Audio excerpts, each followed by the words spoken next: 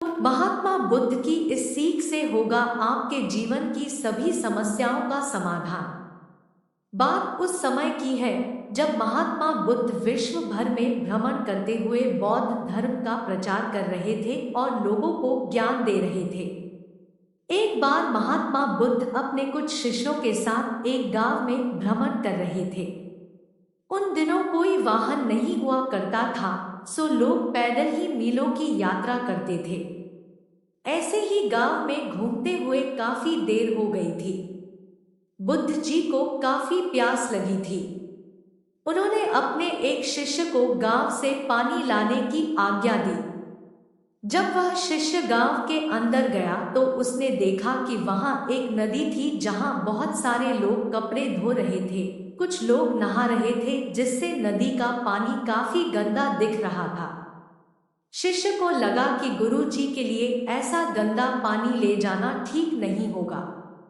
यह सोचकर वह वापस आ गया। महात्मा बुद्ध को बहुत प्यास लगी थी, इसलिए उन्होंने फिर से दूसरे शिष्य को पानी लाने भेजा। कुछ देर बाद वह शिष्य लौटा और पानी ले आया। महात्मा बुद्ध ने शिष्य से पूछा कि नदी का पानी तो गंदा था, फिर तुम साफ पानी कैसे ले आए? शिष्य बोला कि प्रभु, वहां नदी का पानी वास्तव में गंदा था, लेकिन लोगों के जाने के बाद मैंने कुछ देर इंतजार किया और कुछ देर बाद मिट्टी नीचे बैठ गई और साफ पानी ऊपर आ गया। बुद्ध यह सुनकर बड़े प्रसन्न हुए और बाकी शिष्यों को भी सीख दी कि हमारा यह जो जीवन है यह पानी की तरह है। जब तक हमारे कर्म अच्छे हैं तब तक सब कुछ शुद्ध है, लेकिन जीवन में कई बार दुख और समस्या भी आते हैं जिससे जीवन रूपी पानी गंदा लगने लगता है। कुछ लोग पहले वाले शिष्य की तरह बुराई को देखकर घबरा जाते हैं और मुसीबत देखकर वापस लौट जाते हैं। वह जीवन में कभी आगे नहीं बढ़ पाते।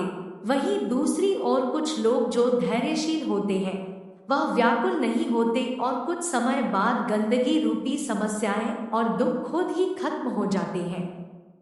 इस कहानी की सीख यही है कि समस्या और बुराई केवल कुछ समय के लिए जीवन रूपी पानी को गंदा कर सकते हैं, लेकिन अगर आप धैर्य से काम लेंगे तो बुराई खुद ही कुछ समय बाद आपका साथ छोड़ देगी।